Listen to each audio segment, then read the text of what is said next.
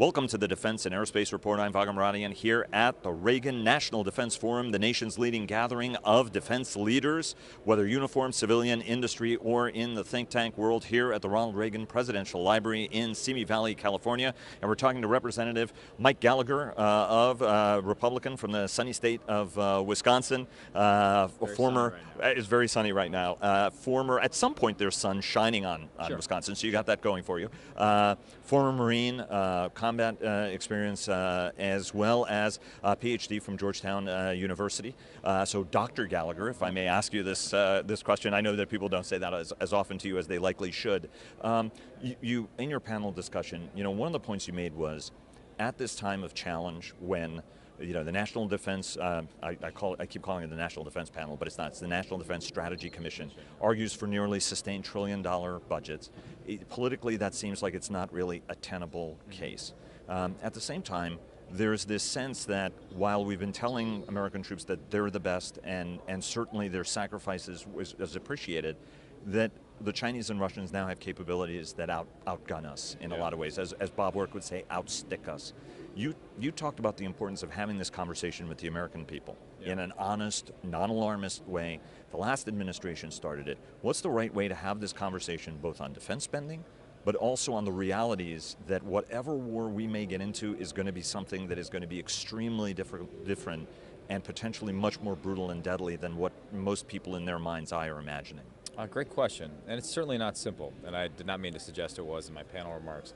I think it starts with the geopolitical case, basically pointing out that for the last 25 years, if not longer, we've enjoyed an era of unchallenged U.S. supremacy and unipolarity, and now that's changing, and we have increased threats from Russia, from China, from rogue actors like Iran and North Korea. And in almost any scenario, even in sort of the Moneyball scenario, it's going to require you to devote more resources if indeed you're interested in maintaining U.S. primacy. And I think what goes along with that is making the case to the American people for why that's a good investment over the long term and why a strategy of extended deterrence, forward presence, actually over the long term saves you money because it doesn't drag you into useless and unnecessary wars. You're allowed to shape events prior to them devolving into major crises. I think add on to that the constitutional case, which is to say the only mandatory function of the federal government is to provide for the common defense, and that's what we should do first and foremost, and then we can argue over everything else. And then I would say, for lack of a better term, the moral case of if we are indeed going to send 18 and 19-year-old kids from Green Bay, Wisconsin downrange, then we owe it to them to give them a clear mission and the best training and resources that they can possibly have to get the job done and come home safe. And so that's not an easy thing to do. It's clear to me that we're failing to do it right now. And the fact that we're considering trimming $33 billion from an already inadequate top-line budget suggests to me that we haven't adequately made the case to the American people. Do you think Mac Thornberry, the chairman of the House Armed Services Committee, Jim Inhofe, the chairman of the Senate Armed Services Committee, and Jim Mattis are going to be meeting with the president and Mick Mulvaney next Tuesday to press the case for more money? There are folks who are skeptical that's going to happen. What do you think is going to be the outcome of that meeting? What do you hope is going to be the outcome of that meeting? Well, I have to commend Chairman Thornberry and Chairman Inhofe for their recent op-ed pointing out the necessity of continuing the rebuild we've made a down payment on over the last 2 years, and I hope that's an opening salvo in a broader messaging campaign. My hope is that the President comes to agree with that argument. I think there are people in the administration, perhaps Mulvaney, who have a different view of the world. And certainly there are any number of areas where we need to be aggressive in reforming the Pentagon, in being responsible stewards of the taxpayer money. But even the most ambitious reform effort, as the National Defense Strategy Commission points out, isn't likely to reap immediate dollar rewards, right? Some things we've done, for example, in recent years, like changing the retirement system, have actually come with upfront costs, and the hope is that over time they save money. So it's not just a matter of, let's say, transferring $30 billion from one account to the shipbuilding account. So at the same time we reform aggressively, we need to make sure that we're putting the Pentagon on a reliable budgetary path. I think staring down another continuing resolution, sending that signal of uncertainty to the Pentagon really just costs us money over the long term because contracts get canceled, contracts can't start, et cetera, you get more waste. One of the your generation of member has talked about the importance of actually doing things differently. Yeah.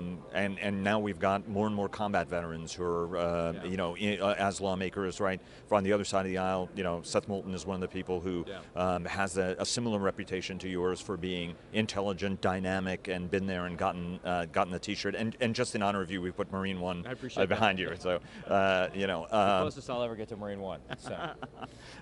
If President Trump watches this, give Mr. Gallagher, Dr. Gallagher, a ride. Talk to us a little bit about both parts of this equation, right? So on the one hand, how do you get more money for defense? Because there are those who say it's entitlement reform, but it's not entitlement reform. It's going to mean increased taxes because we still have a massive deficit load. Right, Americans are living longer. I mean, there are a whole bunch of challenges that actually complicate the federal spending picture, as you know. On the other hand, we're also going to have to make much clearer choices, because at the end of the day, innovation means, as Corey Shockey so rightly says, what you're not going to do because of what you're going to do. So talk to us on the two poles of this. On the one hand, what are some of the major muscle and very innovative different things do we need to do as a nation to fund the level of defense we need? And yet, even at $1 trillion, there's a recognition that we might not be actually developing the right capabilities we need, which will require tough choices. Talk to us about the two poles here. So I think the first thing to say is that all of this is bound up in broader congressional reform, right? We also sort of simultaneously need to change the basic budgeting and appropriations process in Congress so as to avoid these last-second CRs or omnibus bills that no one reads. I myself am in favor of biannual budgeting. The National Defense Strategy Commission talks about moving towards a 5-year budget for the Pentagon. We have a FIDIP, but this would be a different thing. Politically, that's difficult, but at some point, we're going to have to recognize that the challenges we face in military funding are inextricably linked to the process breakdowns in Congress, and I have sort of strong thoughts about that. So that's one thing to say. Two, listen, the fact is that entitlements are eating up an increasing amount of the federal budget. It's about 70% right now. It's going to be 100%, or we'll spend more money on interest on the debt than we'll spend on the Pentagon in a few years on the current course. So we're going to have to make some hard choices, And a big part of that is healthcare costs. And if you look at sort of the delta in military spending between the Reagan buildup and the present day, if you hold it constant, FY17, during the Obama cuts, we actually spent $1 trillion more money. So why is that? Personnel costs largely. Now you could also argue that we were involved in wars and those cost money, and there are a lot of people that are growing impatient with the wars in Afghanistan, but that's what, at most $46 billion a year.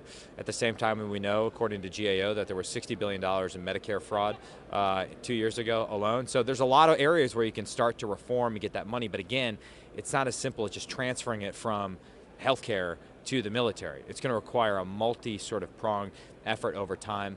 The final thing I'd say is I think the area where you can probably get the most efficiencies over the long term externally is by working ever more closely with our allies. I know the question of our alliance and our allies and the extent to which they share the burden abroad has come under scrutiny in recent years, but the promise of having a network of allies that countries like Russia and China can't match is that we have friends and partners that bring their own capabilities to bear on the fight. And when you look at countries like Japan, which is investing more and more in its defense and changing key parts of its constitution, even countries that aren't our allies, but we work with and we sell ships to, like Vietnam, no friend of China, you can start to stitch together a pretty comprehensive strategy where we're not doing everything by ourselves, and we have an integrated strategy with our Five Eyes partners and other partners in the Indo-Pacific to make sure China doesn't dominate the region. So I'm not suggesting there's a silver bullet you can fire and then all of a sudden you've solved the military, but the uncertainty doesn't help.